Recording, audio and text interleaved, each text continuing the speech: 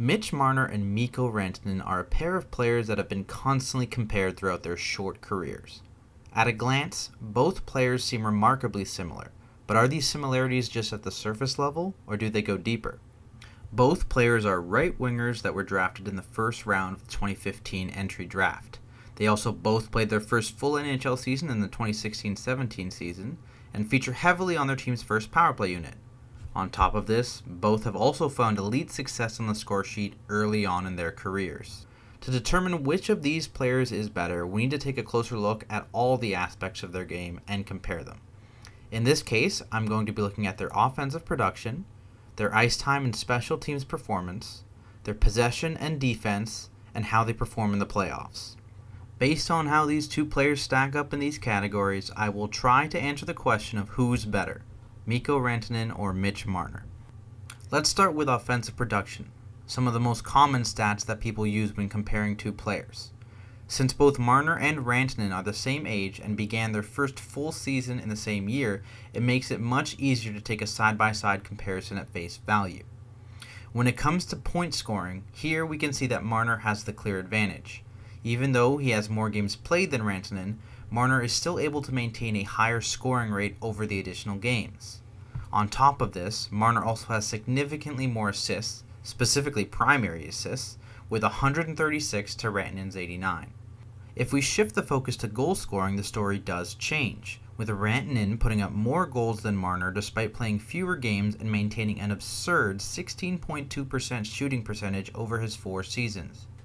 Rantanen being a more goal-focused player and Marner being a more assist-focused player is reinforced by the goal-to-assist ratio, where Rantanen gets 1.53 assists for each goal to Marner's 2.51. If we directly compare each player's per 60 stats, we can get a better sense of how superior one player is in each point category compared to the others. For Rantanen, we see that he scores goals at a 26.7% higher rate than Marner. In all other categories, Marner reigns supreme, beating Rantanen by 30.1% in assists per 60, 9.8% in points per 60, and most notably by a massive 44.1% in primary assists per 60. But what does this mean in terms of total offensive production?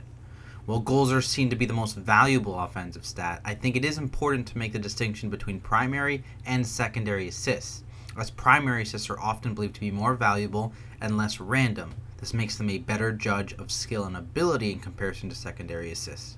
I'm not going to do a deep dive to try and put an exact value on these stats, as that's definitely outside the scope of this video, but feel free to disagree and let me know what you think of these stat rankings. The general perception I've seen in the hockey community and will use in this post is that goals are more valuable than primary assists, which are more valuable than secondary assists. Using this ranking system, we can start to argue which player has a superior offensive production.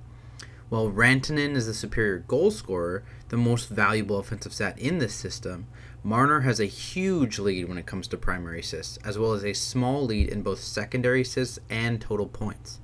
Because of the combination of these leads, I am inclined to say that, in general, Marner has the better total offensive production compared to Rantanen, though this gap may not be very large due to Rantanen's goal-scoring prowess.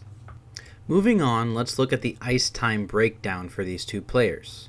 Here we can see that Rantanen has more average time on ice by a little less than a minute, but holds a large lead in power play time on ice, averaging almost a minute more per game than Marner. Despite this ice time lead, Marner actually has one more power play point than Rantanen, and a much better power play points per 60, with 7.3 to Rantanen's 5.78. In addition to a higher power play effectiveness, Marner also sees play on the penalty kill, whereas Rantanen does not. While his average shorthanded time on ice may seem low, this is due to Marner starting to get penalty kill minutes in the past 2 seasons, where he averaged 1 minute and 21 seconds per game in the 2018-19 season and 2 minutes and 11 seconds per game in the 2019-20 season. We can also expect these numbers to continue as the Leafs lost one of their better penalty killers in Kasperi Kapanen. This category seems like a clear-cut win for Marner. While he plays a little less per game, he is the more versatile player, excelling on both the power play and the penalty kill. And he's more effective than Rantanen on the power play, with a 26.3% higher power play points per 60 minutes. With that settled, let's talk about possession and defense. Now, defensive ability is one of the harder things to quantify, but I will do my best here.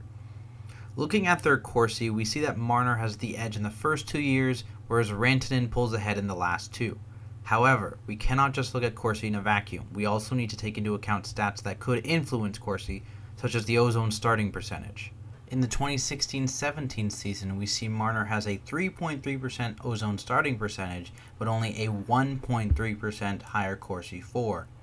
It's also good to remember that in the 2016-17 season, the Avalanche had their notoriously bad 48-point season.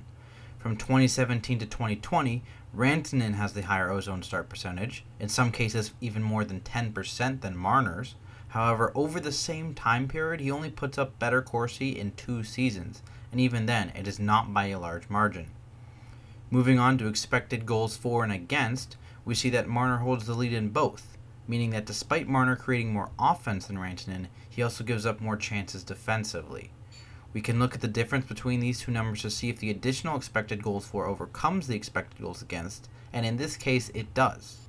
Despite having the higher expected goals against, Marner's net expected goals is 22.4, beating out Rantanen's net expected goals of 11.0.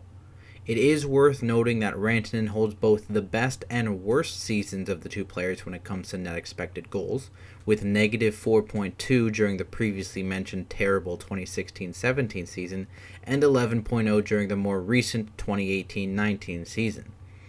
The last potential measure for defensive ability I wanted to touch on is takeaways and giveaways.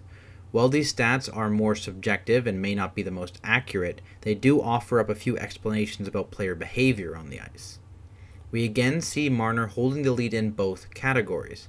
This can mean a few different things. For takeaways, it tells us that Marner is the more aggressive defender. This is sometimes viewed as a high-risk, high-reward defensive playstyle, but it increases your team's chance of getting possession at the cost of you potentially being caught out of position more often. This does seem to fit with Marner's other possession and defensive stats. Rantanen, on the other hand, who has much lower takeaway numbers, would appear to be the more passive defender. While this can result in you giving up less chances, it can also mean that your team has less chances due to lower possession numbers. When it comes to giveaways, Marner's lead tells a similar story of aggressiveness. A higher number of giveaways could mean poor puck management, but it could also represent more attempts to get the puck to high danger areas. In addition to this, it could mean that Marner is trying too hard to force plays that aren't available in an attempt to get those highlight reel passing plays. In contrast, Rantanen has less than half of the giveaways of Marner, indicating that he is the safer player with better puck management.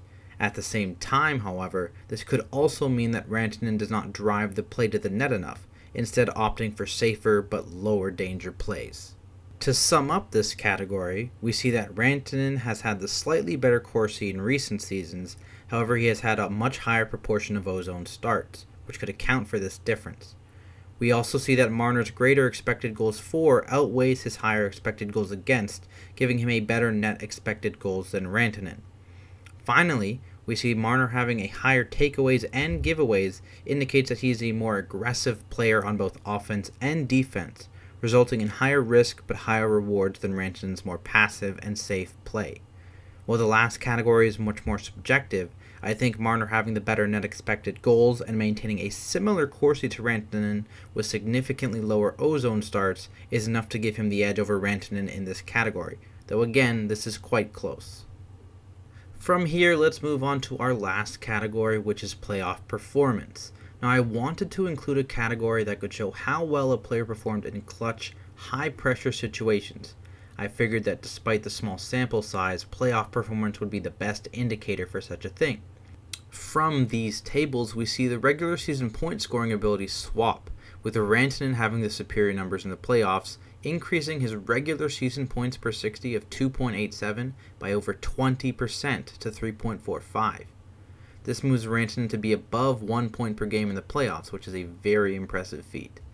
At the same time, Marner's point per 60 numbers have decreased by 18.7%, from 3.15 to 2.56. We also see both players have an increase of their goals to assist ratio, meaning their point totals shift to be more assist-oriented in the playoffs. In addition to this, both players see an increase in their average time on ice by a little over a minute. At the end of the day, there's not much to say here as it's very easy to see Rantanen is the winner. While the low sample size and potential for players to get hot at the right time reduce the merit of these stats compared to the regular season, I do still think it is important to see how players both perform and adapt to playoff hockey. At this point in their short careers, Rantanen has been the better player in the playoffs. Now let's recap the 4 categories we've looked at in this video. For offensive production, the nod goes to Marner, though Rantanen is the better goal scorer. For ice time and special teams, Marner is again the winner as he is more effective on the power play and also sees time on the penalty kill. For possession and defense, Marner once again gets the victory, maintaining a similar Corsi to Rantanen with a significantly lower ozone start percentage and having a higher net expected goals. Finally, for playoff performance, Rantanen takes the W, where he overperforms compared to his regular season numbers, and Marner underperforms compared to his regular season numbers. Based on these categories, it seems that Marner is the superior player. He has the clear special team advantage and slight advantages in offensive production and possession. While Rantanen has been the better playoff performer, this cannot take away from how well Marner has performed during the regular season. However, if we choose not to look at these players in a vacuum and instead also take their contract value into account, the story changes a bit. Both players signed 6-year extensions after their ELC expired following the 2018-19 season. Rantanen signed for $9.25 million per season, and Marner signed for $10.893 million per season. Overall, I found through my analysis and comparisons that Marner is the better player, but is he over $1.6 million per season better? In my opinion, no, and this is supported by looking at their cost per point, using point per game over an 82-game season, which is $136,950 for Marner and $122,614 for Rantanen. Rantanen not only scores more goals and gives you better bang for your buck, but he opens up space to bring on other players, which is invaluable in a salary cap world. $1.6 million can get you some decent depth in today's game. Granted, this is all more subjective, and there are arguments in favor of both players. I would love to know what you guys all think about this comparison. Do you agree on my findings? In a vacuum, would you rather have Marner or Rantanen, and does this change if you bring their contracts into play? I am also interested in hearing who you guys think I should compare next. I want to thank you all so much for watching. I am really grateful for the support. If you're interested, you can follow me on Twitter, which I will link in the description @Tactics, and subscribe here to my YouTube. Thanks once again, and I will see you in the next video.